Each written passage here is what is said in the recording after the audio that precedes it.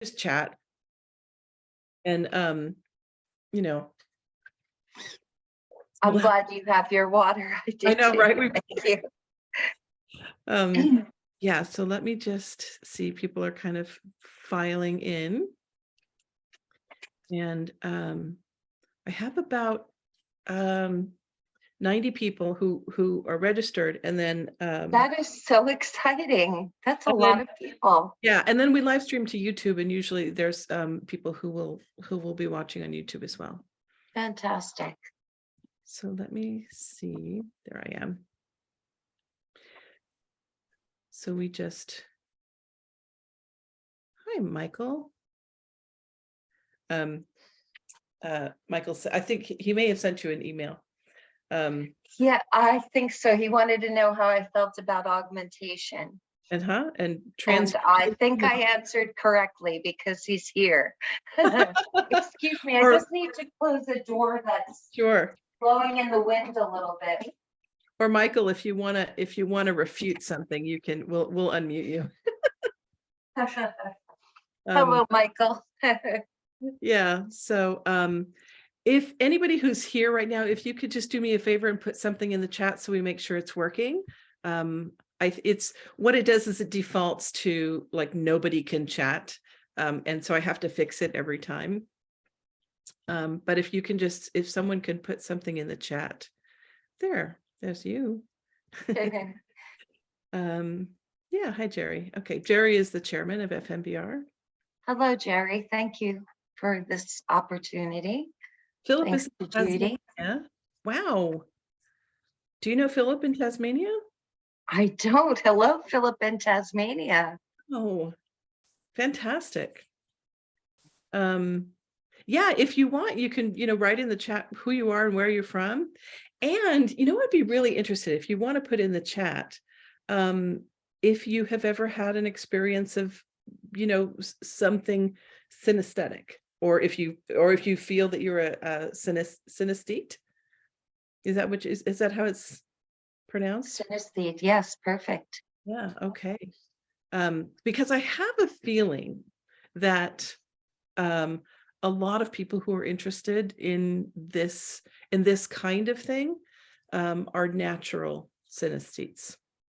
It's a self-selecting group, right? I think you're right about that. Yeah. Yeah, that's my hunch.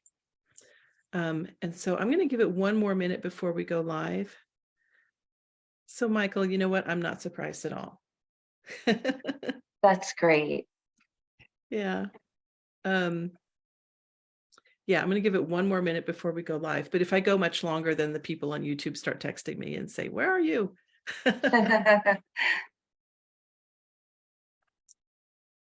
And Anton is here.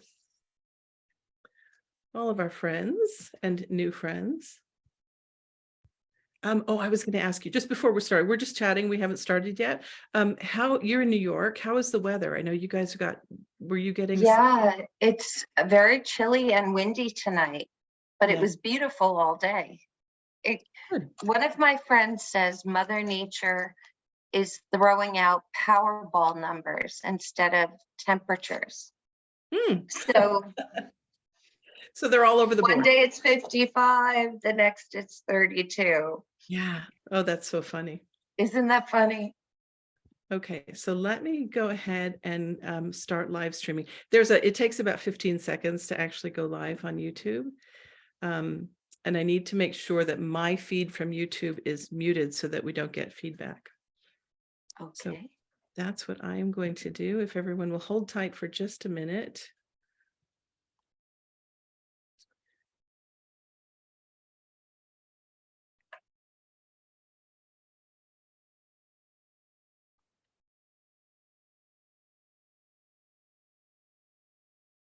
Okay.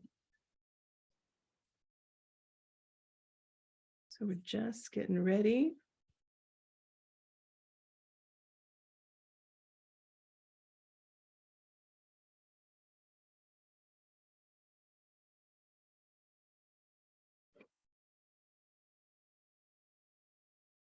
Okay, very good.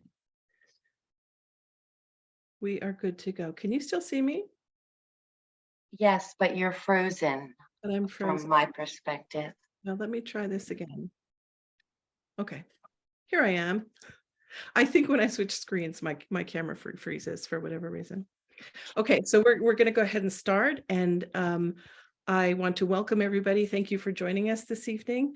And I apologize for people who join us regularly, because I'm going to do my little introduction. And because I know we always have some new people, so I will just let you know briefly. My name is Judy Kitt. I'm the president of the Foundation for Mind Being Research, which is a nonprofit, all-volunteer run organization based in the San Francisco Bay Area. We were founded 43 years ago in 1980. So since that time, we've been exploring the bridges between science and consciousness. It's a forum for scientists and healers and artists and shamans and researchers who are really trying to understand the nature of reality and expanding the context within which we see ourselves in our world. And we're excited to be joining like-minded people from around the world to help move the dominant worldview from on our planet, from one of competition and domination to one of cooperation, synergy, regeneration. That's I think what we're moving toward and what we're trying to help create in our explorations. So you can check us out at fmbr.org, and you can find all of our past talks on our YouTube channel, which is FMBR TV. So we're really honored to have Maureen Seaberg join us this evening. In addition to being a wonderful human being, Maureen is an author with several forms of anesthesia, and she's an expert synesthesia blogger. She blogged for 10 years for Psychology Today, and you can, on their website, you can see all of her past blogs. Super interesting. She's written for dozens of publications, and she's presented on synesthesia at numerous universities around the world.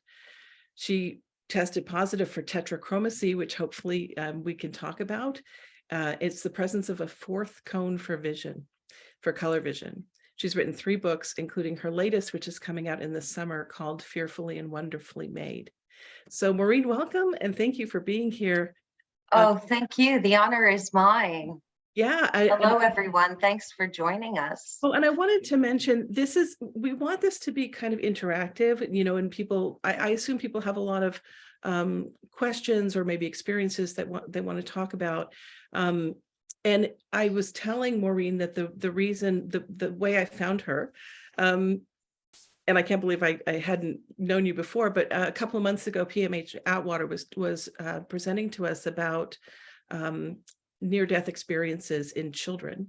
And she kind of threw out this statistic that 40% of people who've experienced near-death experiences come back then with the experience of synesthesia.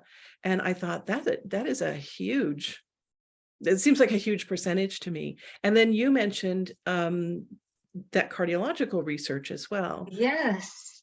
So I was at the Tour de Science of Consciousness conference, now the Science of Consciousness conference, in Stockholm a few years ago.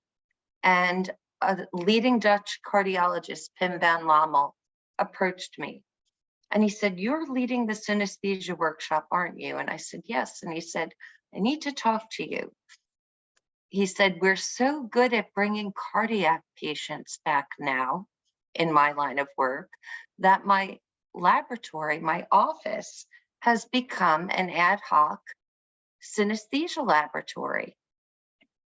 And I said, "Why?" And he said, "They're all coming back with synesthesia and they didn't have it before." So he said, "I need to ask you, are you synesthetes doing the out-of-body experience thing?" And I said, "Please come to dinner." "Yes, we are," and meet the people. Wow. So this needs to be researched further, but there is some strong connection Super between fabulous. the experiences. Yes. Yeah, so I'm wondering, maybe you could just start by telling us kind of an overview of what it is and how it's experienced, and then we can get into questions and discussions, and people can raise their hands, and if you're on YouTube, and if you have a question, go ahead and type that in the chat, and someone will text those questions to me. Well, synesthesia is often written about as mixed senses, or crossed wires and a condition. And all of these things are incorrect. Synesthesia is a bonus sensory experience. So those 4% of the world's people who have synesthesia perceive what everyone perceives, but they get a layer on top of it. So for example, were I looking at the front page of the New York Times and focusing on the numeral 5, it would be black ink on a beigey background for me, but I would also get a navy blue aura. So the navy blue does not replace the primary sense that's part of consensus reality for most people, but it enhances it. It layers on top of it. You know, I was telling you that I was chatting briefly about with some people in a women's group last week, and 2 people said, "Oh yeah, I don't know if she's on, but one of the people said that she associates Tuesdays with the color silver, and she has colors, the letters of the alphabet, kind of like you said, are associated with colors as well. She said D's are brown, D's are always brown, which is interesting, right? And you said you had that same experience. I do, which is unusual because we like to say there's no Rosetta Stone for synesthesia. Everyone has different impressions, even among synesthetes. And more than 100 varieties have been identified to date. And I like to joke that there's only one cure for synesthesia, though we don't want it to be cured. Synesthetes enjoy the experience. The famous character Holly Golightly in Breakfast at Tiffany's went to Tiffany's because she was experiencing something she called the mean reds, which is a form of synesthesia that we would call emotionally mediated synesthesia, associating a color with an emotion. So off she went to Tiffany's to feel better. So I like to share that with people, but we don't want to cure it. In fact, those pairings that you mentioned and you explored with the women you recently met actually serve as a mnemonic and give synesthetes a very good memory. So we're often good at spelling, we're good at remembering phone numbers because there's an added visual. And I have a fun anecdote about that. That was a subject of one of my columns. The co-founder of the internet, Sir Robert Kalau, was at CERN one day, and apparently there are many secret passageways, and you have to memorize the code. It's not a passcode. You must retain it. And he got to a locked door and promptly forgot the code, but he closed his eyes, and as a synesthete, he saw the colors and he worked backward. So that's a fun example of how that works. Isn't it wonderful? You know, PMH Atwater, when she talked about the near-death experience, she was talking about brain changes, you know, like physical changes in the brain, chemical changes in the brain. Is there any evidence that there is that in response to an experience like that, a trauma perhaps, or something like that, that Yes. that this what do you want to call it, the superpower or Trait is trait, fine. yeah, the trait of Kind of a neutral thing to say. Mhm. That's so astute of you to go there, because my last book, Struck by Genius, was about a gentleman who became an acquired synesthete and savant from a traumatic brain injury. So we believe there was a flood of chemicals that rewired his brain. In his case, it was advantageous. Unfortunately, for most brain injury victims, it's not. But yes, there's something chemical going on. and structural and Can you speculate as to what the cause would be in the near-death experience? Is it lack of oxygen to the brain or something else? it could be that, it could be a flood of chemicals. Metaphysicians have said to me, they've theorized that it's a loosening of the etheric body. Mhm. So Oh, yeah. I would love all of this to be studied more earnestly, because it's fascinating. And I love PMH Atwater, by the way. What a lovely woman. Yeah, she is, and brilliant. Yes. So there's this acquired synesthesia in response to a near-death experience or a trauma of some sort, but it doesn't, was that how you acquired it as well, or were you just a born synesthete? No, as far as I know, even though I've had out-of-body experiences my whole life, before I remember having OBEs, I remember having synesthesia. Okay. So in kindergarten, I came home one day and said to my mom, "Mom, why is A always yellow?" And she had a good answer. She thought the visual aids in my classroom might have been that way, Mhm. but they weren't. So that's when I started to have questions and awareness of it. You mentioned when we were talking earlier about synesthesia research in the 19th century, was it?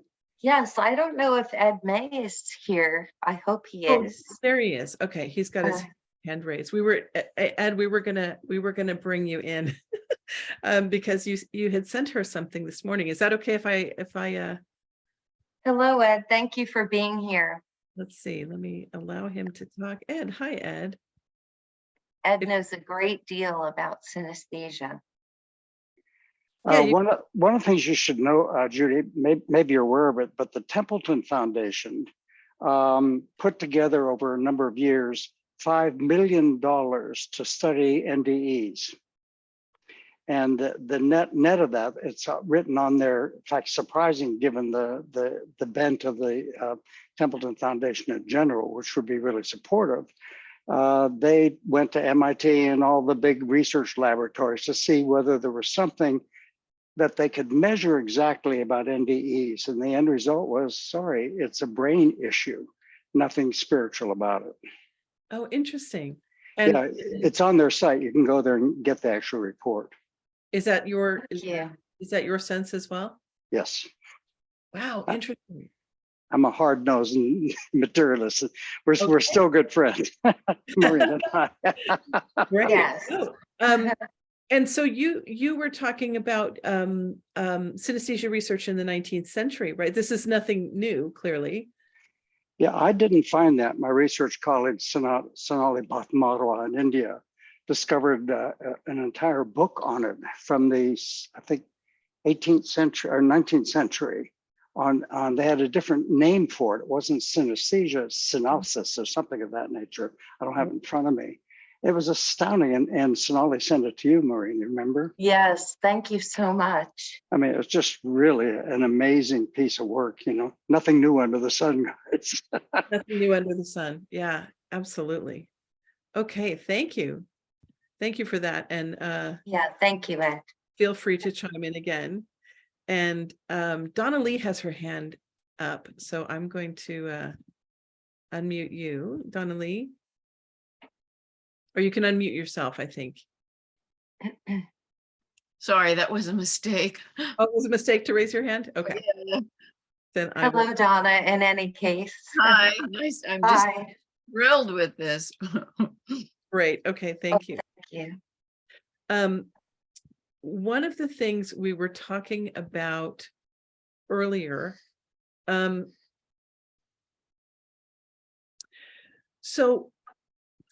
we were talking about synesthesia.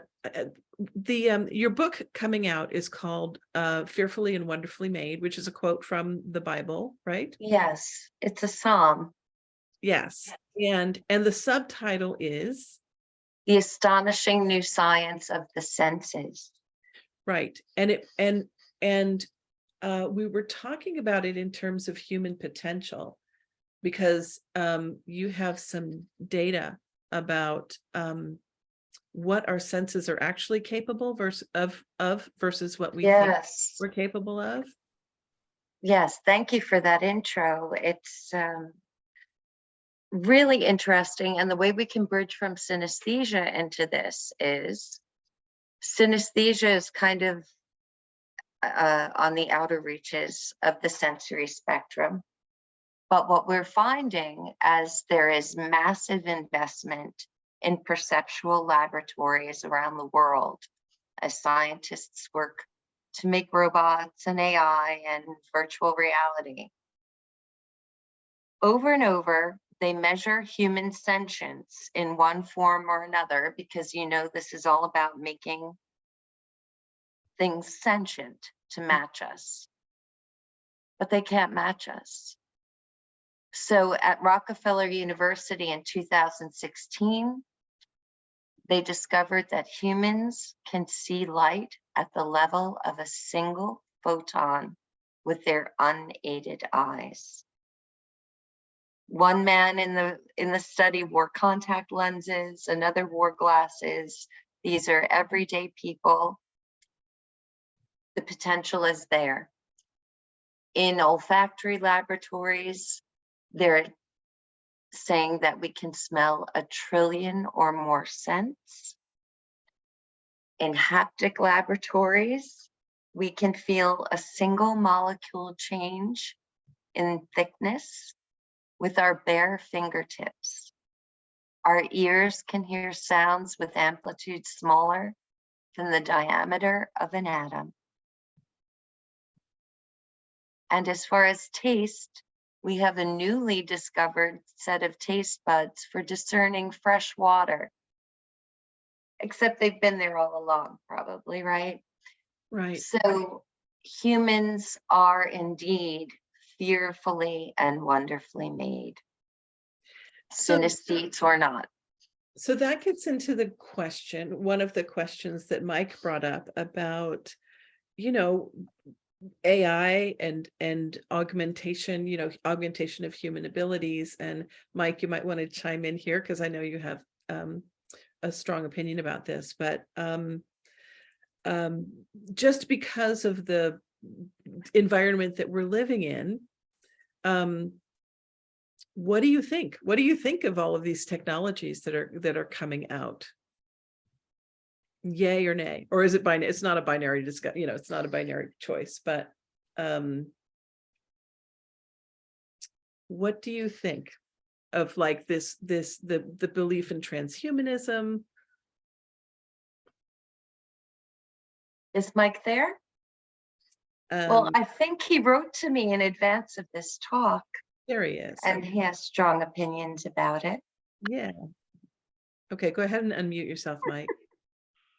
Me have strong opinions? Never. You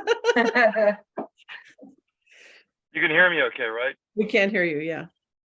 Okay, cool. I'm on my phone in my car. Lila's with me, by the way.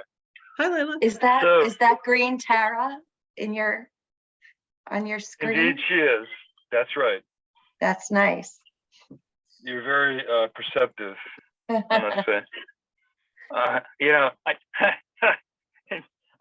This is a big kettle of fish for me, okay? So I did not expect to talk to anybody about this. I expected you, Maureen, to hold forth about what you thought, because yeah, I'll gladly chime in. She's really smart, and she's thought about the bits with synesthesia and consciousness more than I have. So I'd love if you would say what you thought first, because you've thought more about it than I have. Well, I was really happy to hear the news that Elon Musk will not be able to test his chips on humans this morning, especially after damaging monkeys with experimentation. It's far too soon. We don't need it. These new sensory potentials that are being discovered prove it's within us already. We don't need to hack our minds. We need to do the work to achieve these natural, extraordinary potentials, in my opinion. And I think the research bears it out. So in the light of Green Tara here, adept meditators have reported for centuries experiences with quantums of light or sound or all kinds of advanced potentials. Research proves that meditation lowers stress hormones that can damage our sensory apparatus and can expand the mind, can enhance the senses. The thing about the senses is we have these potentials, but we're doing it wrong. And the number one thing that the research shows we're doing wrong is holding ourselves up indoors too much. The EPA reported that humans in North America and Europe are spending 90% of their lives inside. Whales surface on the ocean more than we go out of doors. And it's dulling our senses. And it's also a disconnect that's making us very wanton with the environment and with ourselves. So in the book, I give 10 clear steps to grow out your senses, which are plastic. There's an example in the book of a Monell scientist who volunteered to mix a certain mixture because he couldn't smell it. His lab mates could smell it, but he could not. Over a series of weeks of working with the liquid, he began to smell it as vividly as they did. So these are all sorts of things that exposure has a lot to do with, getting out of doors has a lot to do with, meditating, and then identifying the super sensors who somehow already exist in this environment. So one fascinating woman I interviewed was Joy Milne, a Scottish nurse. She is known for her ability to smell Parkinson's disease, and she identified it because her husband started to smell funny 6 years before he was diagnosed. And she made a lot of noise about it and tried to get him help and made people aware of the change in his odor, even when he was freshly showered. So she thought maybe it was his long hours as an anesthesiologist at first. But then he started to grow fatigued and other terrible symptoms of that really awful illness. What has happened now is researchers took her seriously and they started swabbing the sebum on the back, on people's backs who had Parkinson's. And she has helped identify, with the use of a mass spectrometer, the molecular biomarkers for Parkinson's. This means now doctors have a 10-year lead on the illness just by the swab test. When I was interviewing her for the book, she said she can smell COVID too. And she's working on similar swab tests. Would everyone like to know what COVID smells like? Absolutely. So you can run the other way if you smell it.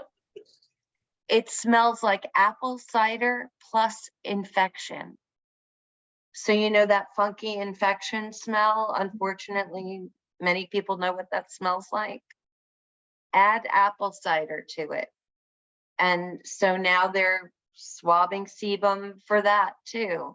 She's working on cancer detection this way, tuberculosis detection this way.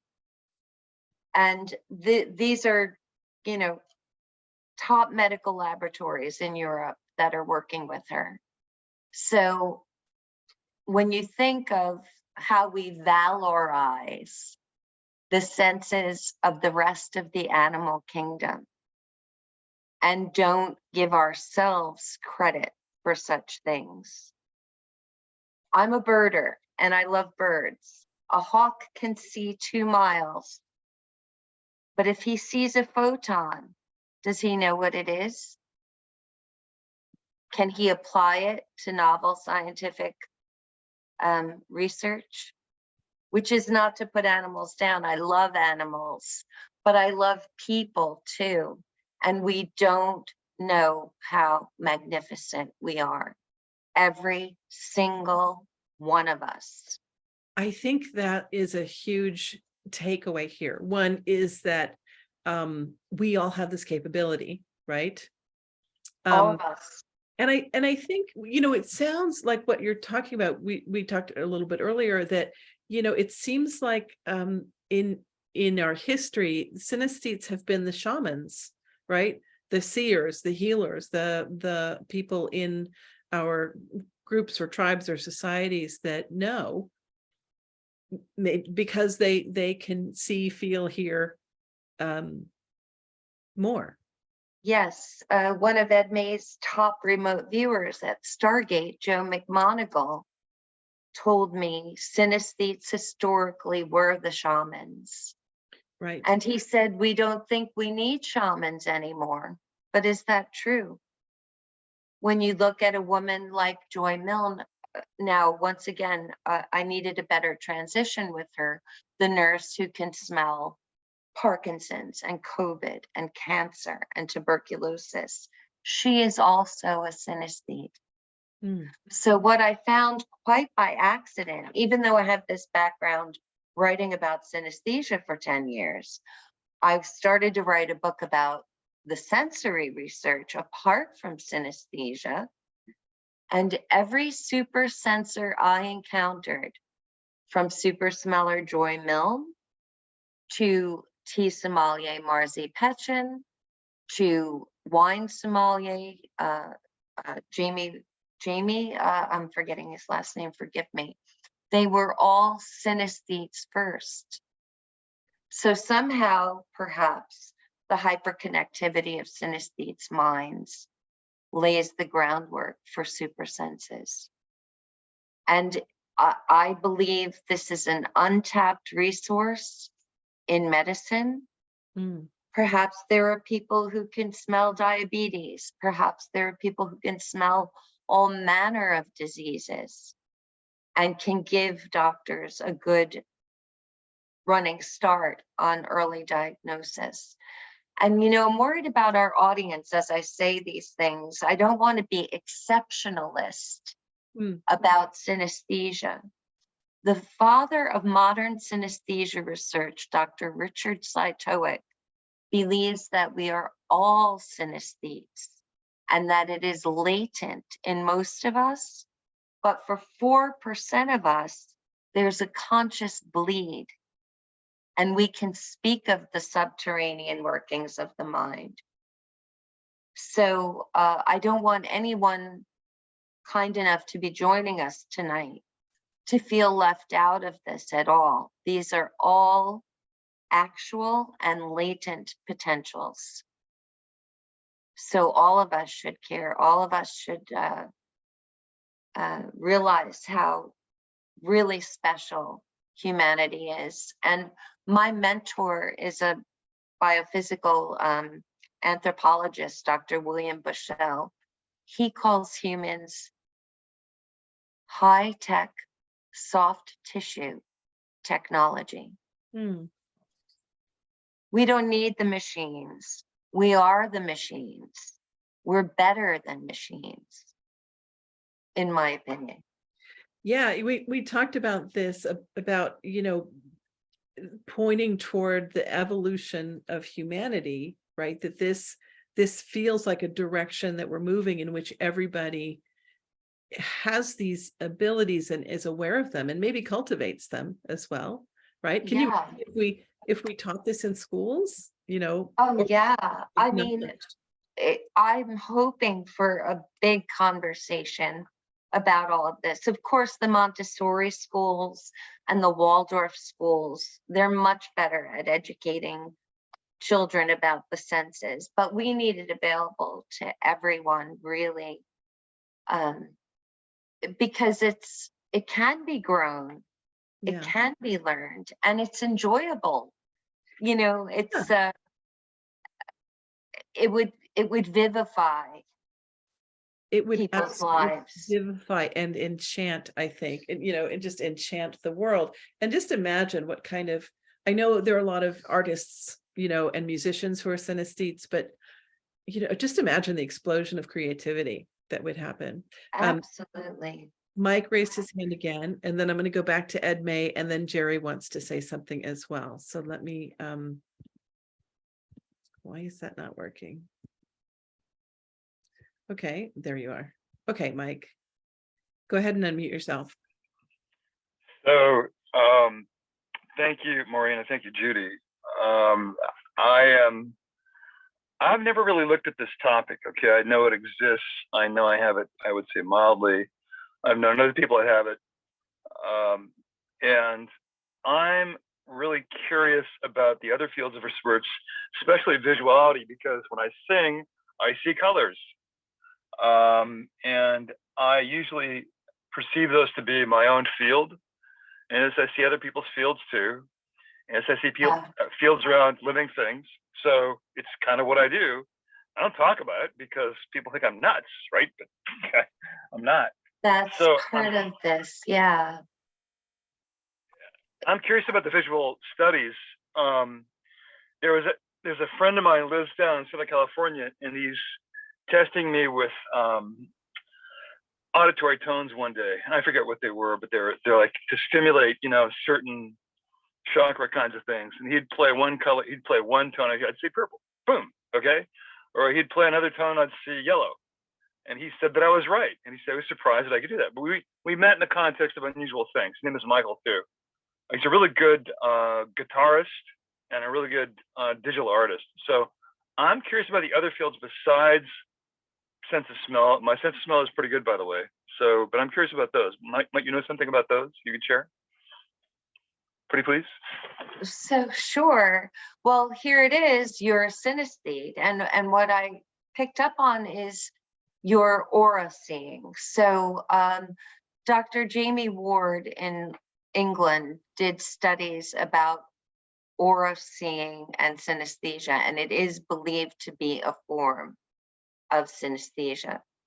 So I think you can identify as a synesthete, and then you're getting some enhanced traditional senses on top of it, which seems to be what we discovered in the research for the book. So his testimony is spot on as far as I'm concerned. It's what we're finding. And I've spoken with people who are I guess they hear, right? They hear frequencies in people's voices and people's beings, right? Mhm. People, they associate certain sounds with people, and that they say when there's a disease presence, it's like there's a tone missing. Oh, that's interesting. And they can hear it, right? And I thought, wow, that's fascinating. And That needs to be explored too, I think. That's amazing. yeah. There's a group studying sound healing up in San Francisco, and it's David Gibson's work, and he spoke to us last year, and he said that he thought that within 10 years vibrational healing would be part of the established medical, like the medical establishment, which I thought was a bold statement, but hey, things are changing really quickly.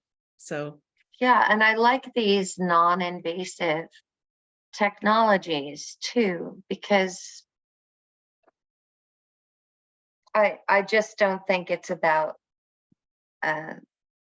augmenting ourselves with machinery. I think we've been one of the olfactory researchers I interviewed for the book, Dr. Luca Torin, said 4 billion years of research and development with unlimited budget is a heck of a long time and a lot of resources. And here we are.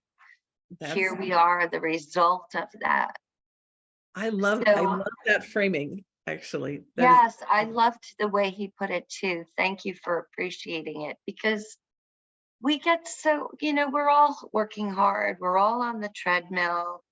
Everyone is trying to make it for themselves and their families. But if you get even just an hour to think about all this, why are we inside so much? Mm. Why don't we know this about ourselves? So there's a researcher in Rutgers who looked into also olfaction. And he said it's a 19th century Victorian myth that we don't smell as well as other animals. And it was based on erroneous research. And then Sigmund Freud got behind it because it's about sex, of course. Okay. So the 19th century, they wanted us to be less animalistic, Sure. not so able to smell so well or touch or hear or taste, and put us in that box, literally. And so we're left with this idea that we can't do it as well as the rest of the animal kingdom, when in fact, we reign supreme over the animal kingdom. We are super predators. Just look at the headlines if you don't believe me, right? Right. So how can we use that power for good instead of bad, the way it is now? Yeah. And I mentioned in the book, before Annie Sullivan helped Helen Keller out of her shell, she was a wild and belligerent child. In fact, the reason they brought Annie Sullivan in is because Helen tipped over the cradle of her baby sister in a tantrum. And her parents finally said, "We need help." We are like young Helen in our social and political development, I believe. And it's all about sensory processing and not using it properly. We are not using our innate power properly. Amen to that. Thank you. Let me go back to Ed because he raised his hand. Go ahead and unmute yourself, Ed. Okay. Can you hear me okay? Yes. Maureen, Maureen knows this, but I've been working for the last 50 years studying what other people call psychics. We have a different name for them. This was under military and intelligence funding. But the point interesting, we have about 6, maybe 7 really very, very qualified psychics that meet laboratory standards. And what was a surprise to us, all of them, not just Joe, all of them are synesthetes, every single one of them, which is rather amazing because that's a new form of sensory systems. I want to support, Maureen, what you were saying earlier about being outside more than we do. The biggest problem are these damn cell phones. I do a lot of hiking out in the bay here. I live in Mountain View, California, and you can walk out of the bay and lovely birds out there. Right now, there's 100,000 seagulls on a couple of islands in the bay. It's astounding, making a racket like you can believe. Excuse me, but Ed is being humble because for Ed, a hike is like 10 or 11 miles. True. Guilty, Your Honor. So listen to him, everyone. He knows from. But the problem is, I would say 90% of the people coming toward me, mostly younger people, have earbuds in their heads and listening to music on their cell phones. You walk down University Avenue in Palo Alto, you have to broken field running because people are staring at their damn phones and will run right into you. So I think that's a bigger issue than they're outside, but they're really not outside. That's a really That's good a point. great observation. And the other point I want to make is, I don't know if I think Maureen knows of him, David Eagleman, a Oh, brilliant yes. brilliant neuroscientist from Baylor University, now at Stanford. And there's a lovely YouTube video called sensory substitution devices. And what happens is he puts muscle movement detectors all over a person's back in a vest that you can wear under formal clothes. And by very complex stuff, you can put a microphone there and that wiggles this person's back. And he's been able to demonstrate people who have been completely deaf from the birth, in a space of a few weeks of training with this thing, can hear and have the experience in hearing as we do right now. Wow. For You the said Yes. yeah, it's an And he's amazing also video. a Look it up. synesthesia expert. Thank you, Ed, for bringing that up. That's so important. And also, I think demonstrates what Ed just described so well is a wearable. It's not invasive. No, It's not a brain chip. nope. It's just a vibratory vest. Well, he nails the damn back. I mean, no, he doesn't. I'm just joking. No, but this is an option. This is, Ed points out. it gets better, Maureen. Instead of hooking a microphone to the back, you hook a video camera on top of your head and it wiggles your back and certain things. In a very short period of time, totally blind from birth people can toss a ball into a bucket across the room. Yeah, They have the Dr. Eagleman is experience. They have the amazing. experience. Now, the interesting point is, it is the most materialistic view of the brain that you can imagine. The brain is in a box and you feed it information. It doesn't matter whether it comes from the psychic things or your ears or whatever, or wiggles from your back. It figures out what to do with that and to give you an experience. And the brain is damn good at that job. Ed, Donna Lee wants to know if you can share the information on this hearing device. She has a deaf friend that she wants to share it with. Was this David Eagleman at Stanford, you said? Yeah, yeah. He has a commercial version of it now too. It's not just a prototype. Oh, that's news. I didn't know that. Yeah, hang on, I'll look for it too. How do you spell his last name? Eagleman. Okay, like Eagleman. Okay. Yeah. Yeah. Very, very clever guy. And he doesn't believe one thing about ESP, but he's still very clever. I forgive him for that. You can forgive him for that. That's wonderful. Okay, great. Thank you. You're welcome. And Jerry Jin said he wanted to chime in here about subtle and perceiving subtle energies. So Jerry, I am going to unmute you, or actually go ahead and unmute yourself. Okay. Yeah, thanks for all the various comments. Yeah, I thought as I was listening to it, I thought a couple other comments. One is that in terms of medicine, people are using sounds and people are using color. You have the laser colors of red and blues and things of that nature. So it is becoming real. The other comment was in terms of senses, Carolyn Corey teaches people with blindfolds to run around obstacles. And so that's just another way of sensing. And the original reason that I thought I'd mention all these things here is that subtle energies, we actually detect millions and millions of subtle energies all the time. And in the fields of biogeometry and radiesthesia, we can detect the color red, we detect an angle, we detect a sound, anything we want.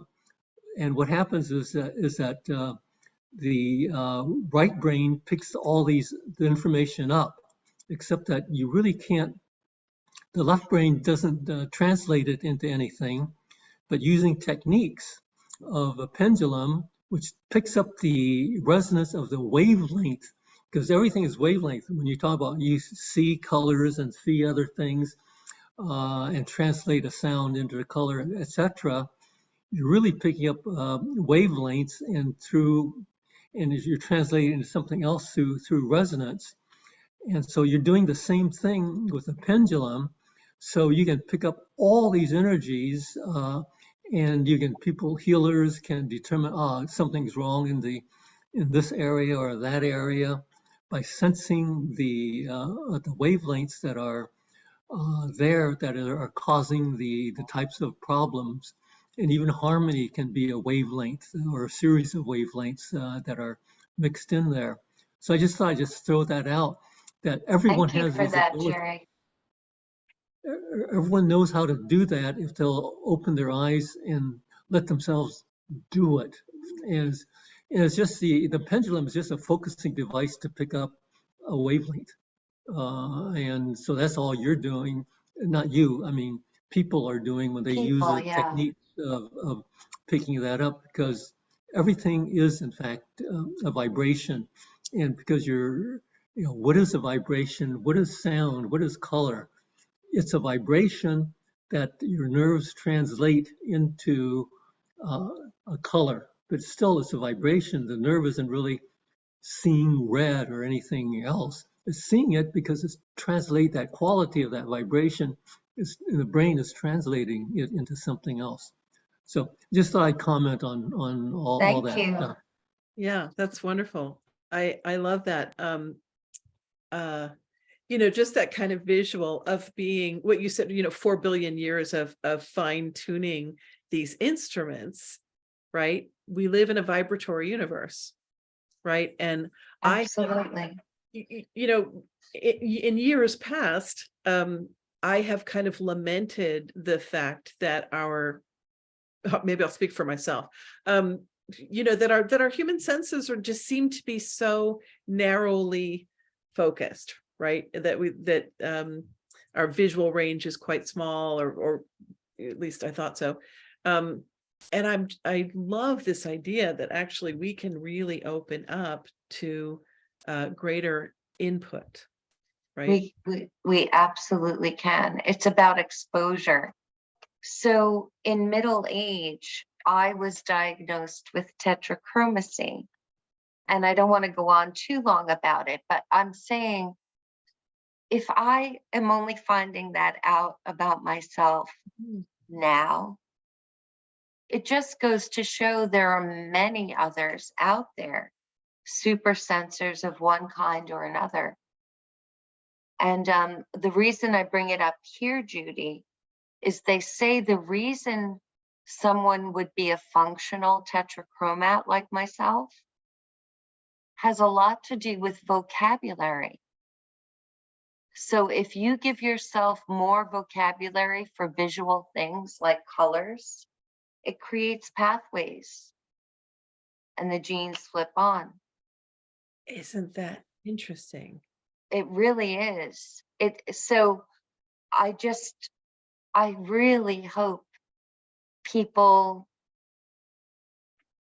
grow their own senses out and enjoy it, and not feel so cut off from nature and all of it. What the other thing that I was lamenting, that our senses is I was lamenting the limits of our vocabulary to describe things. I keep thinking, oh God, we need more words. We need more. We do. So okay, everybody out there, let's start coming up with words for these things.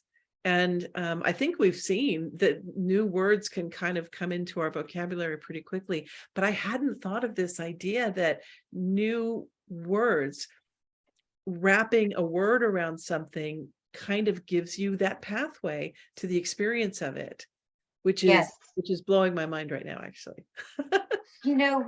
Once I started seeing all these super sensors, not just myself, it made me think. I use this metaphor. It's like finding out the oil painting your grandmother willed to you is an old master, except you are the painting. Yeah. And we're all that painting.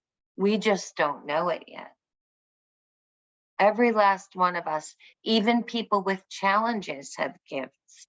Some of the scientists I spoke to for the book said, we don't think autism is a brain disorder. We think it's a touch disorder. Oh, say more about that. But when we look from the outside, it looks like it's happening in their head, right? But maybe their skin is too sensitive. You know how many autistic people with autism, I think is the way they like to say it, Mhm. not autistic people, because they are many other things as well, right?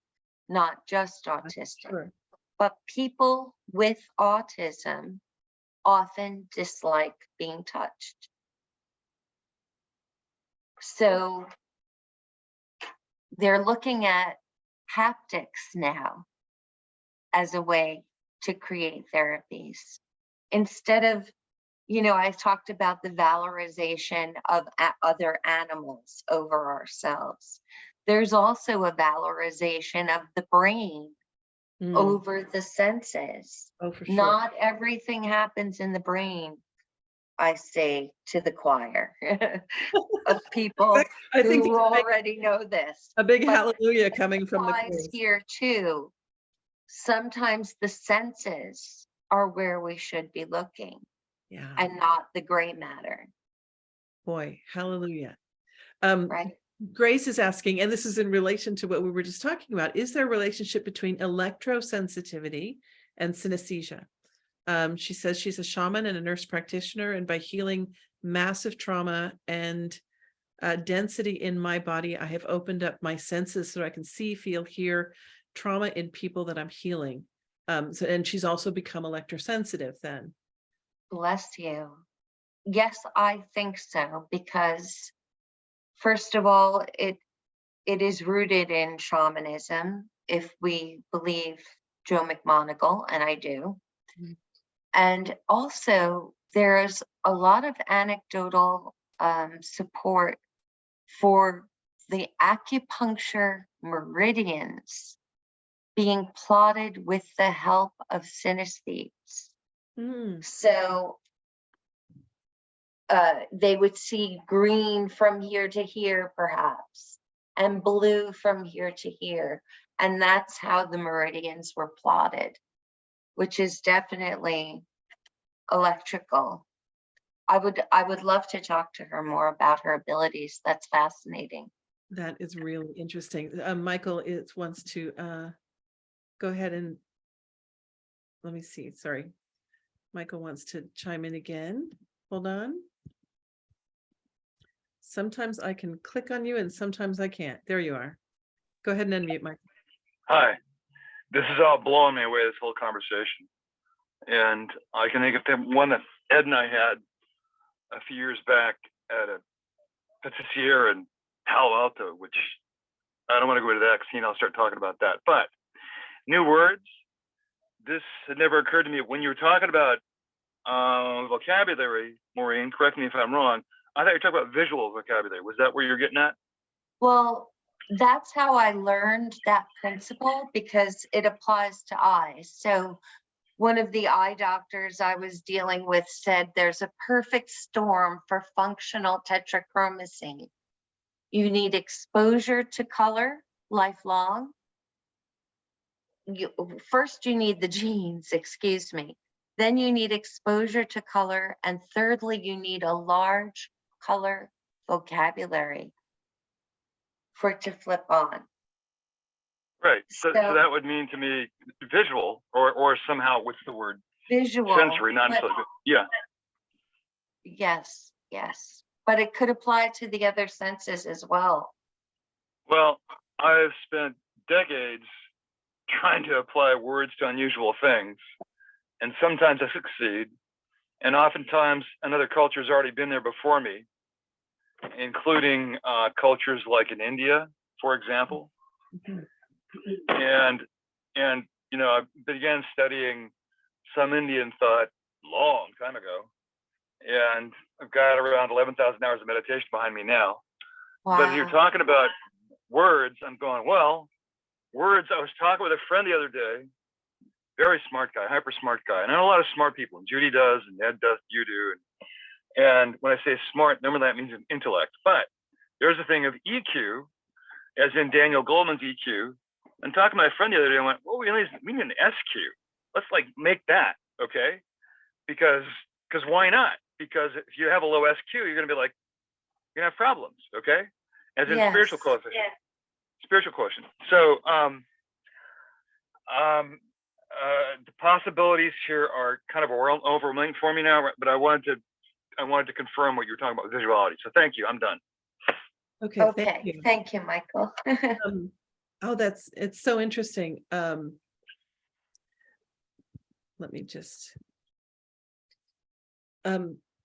sorry, I'm gonna let Grace talk. She is she's Okay. raised her hand, and she's the one who is the electrosensitive healer. Grace, go ahead and unmute yourself. Fascinating, Grace. Yes. Can you hear me? Yeah.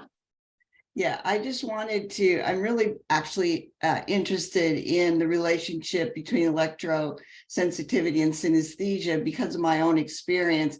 I am a nurse practitioner, but and I used to teach at UCSF, and then I got very sick with an illness that no one could diagnose, and discovered actually the gifts within my own body and the capacity of my own body to heal itself by increasing the flow and clearing trauma. And in clearing the trauma, I went through this life and many past lives, and the memories became more and more vivid. And the memories come through the senses and feelings, actually, of emotions that were unresolved. And as I healed that, my body became more and more fluid, and I became what I call a quantum being, in the sense that I became a field much more than an individuated person, and I can feel and sense the field. And so it is, as someone else was saying here, so hard for me to understand how people can be on these devices all the time, because I can feel those fields as well as feel, see, hear. I can feel, see, hear people's trauma when I'm doing healing sessions on them, and I can revisit that trauma through merging with them and seeing what happened, and then I clear it energetically. But it's really it's like, wow, how can we be so dense that we can't feel and see and hear and see the colors and see what's happening here? And it feels like the EMFs are counter to our own DNA or our own structure and function, I guess is the best way I could express it. And so it seems kind of logical, I guess, that it would that we would open and everyone would become electrosensitive, because those are not friendly to our own body and the much more sensitive and subtle ways that our body is able to communicate. So I just wondered if you had experience with that and what your thoughts are on that. Yeah, there's a young woman in the book who happens to be a synesthete and a wireless phone engineer. So sometimes she goes into EMF-free environments to test the equipment. And she told me she can literally feel the difference in her body. It's not just someone telling her, yeah, this is a safe room for the equipment. There's nothing in here. She feels the difference when she goes in there. And that's an engineer. So I think it all needs to be studied more. And I also think Grace's experience is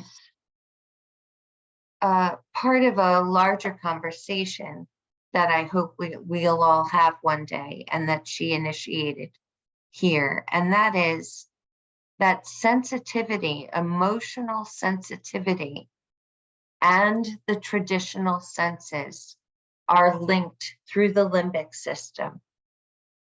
So when we make a world safe for emotional sensitivity, the rest of the senses will flower.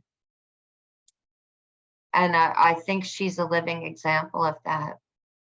Exactly right. And I think we're moving in that direction. You see things about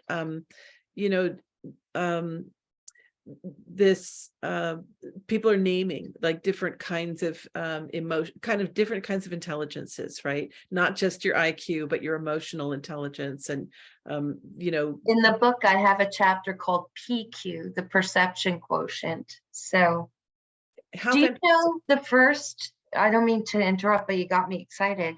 the first intelligence tests were tests of the senses, Really? but they moved away from it because it couldn't predict academic success, as Ah, if that's the ultimate success in the world. We know better than that now, right?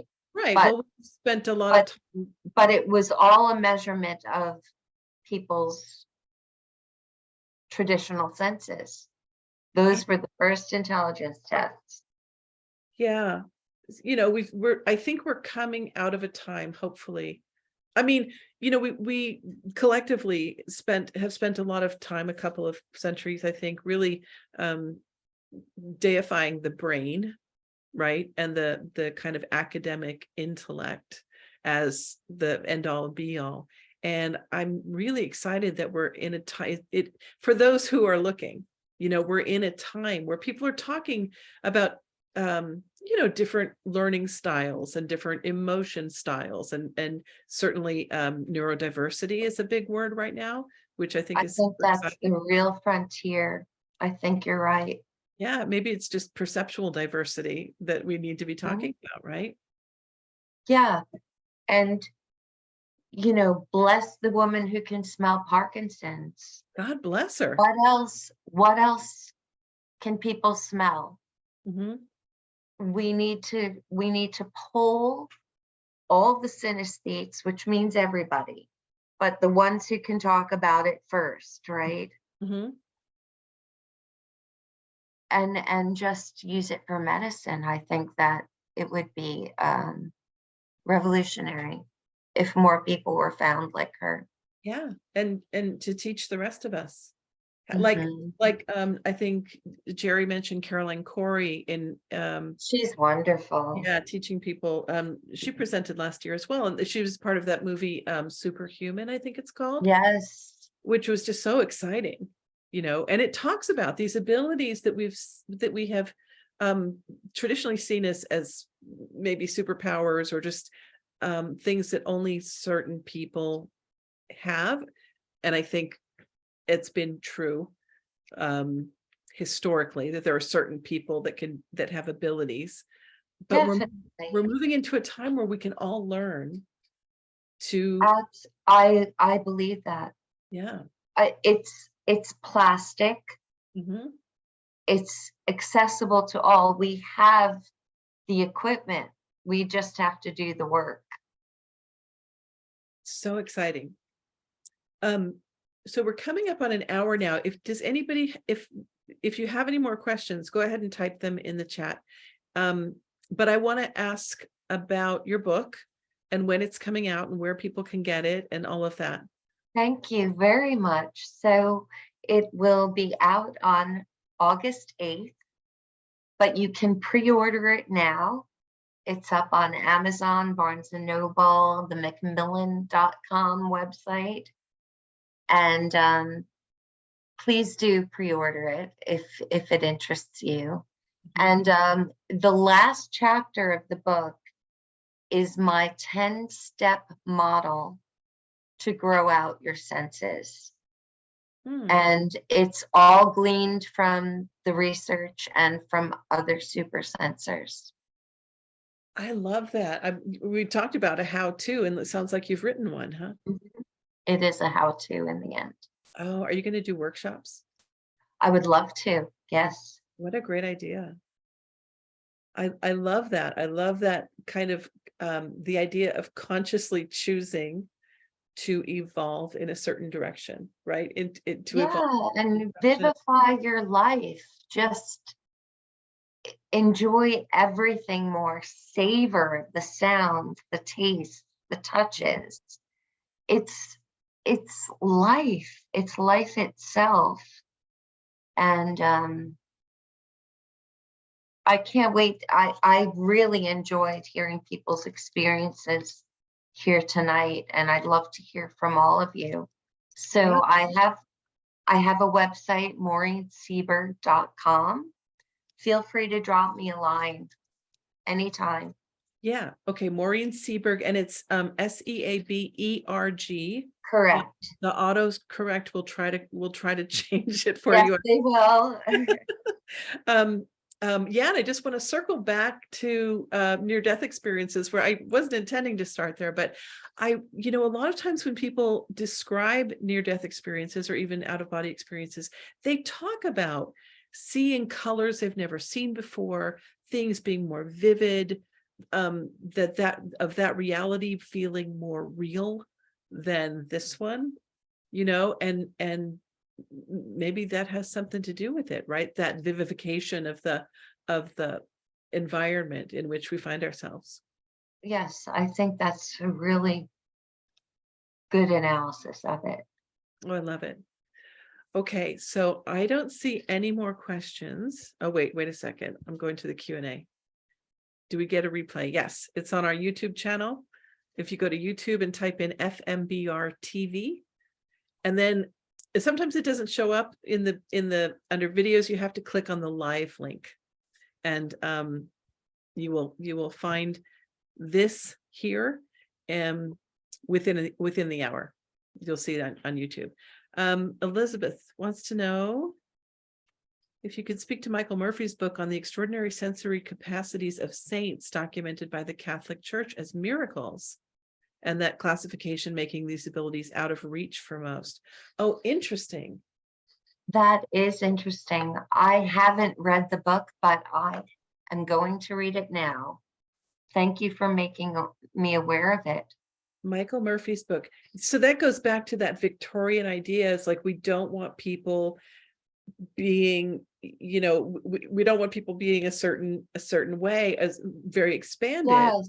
So then to frame these not abilities, be animalistic, not be powerful like a lion or an eagle, and we are more powerful than them. And also, in 1984, George Orwell writes, the party's chief goal was to make you not believe your own eyes and ears. right? Yeah. So I urge people, believe your own eyes and ears. And this is fascinating about the senses and the saints. I didn't know, and thank you, Elizabeth. That only certain saintly people could experience those things. Well, I mean, maybe we're just all evolving into sainthood. The life we are given, she's giving the title. Thank you for that. The title, The Life We Are Given. The title by Michael Murphy is The Life We Are Given. So check that out. And Maureen's book, Wonderfully and Fearfully Made, is Wonderfully and Wonderfully Made. Fearfully and Wonderfully Made. Yes. Is available for pre-order on Amazon and probably at your website as well, right? Yes. Tell us your website one more time. MaureenSeaberg.com. Okay, wonderful. And there's a little contact form in there, and I'll get back to you shortly. Wonderful. Well, thank you. Thank you everyone for being here. Thank you, Maureen. Super fascinating and uplifting. This is, I think this is really exciting and vivifying. It is a real frontier in the human potential movement. Absolutely. This is the next one. I truly believe it. And thank you for what you do and your organization does, and sharing my work through it. This is the greatest fun. So thank you, everyone. Have a wonderful weekend. Thank you for being here, and we'll see you next time. Thank you, everyone. Bye-bye. Thank you, Judy.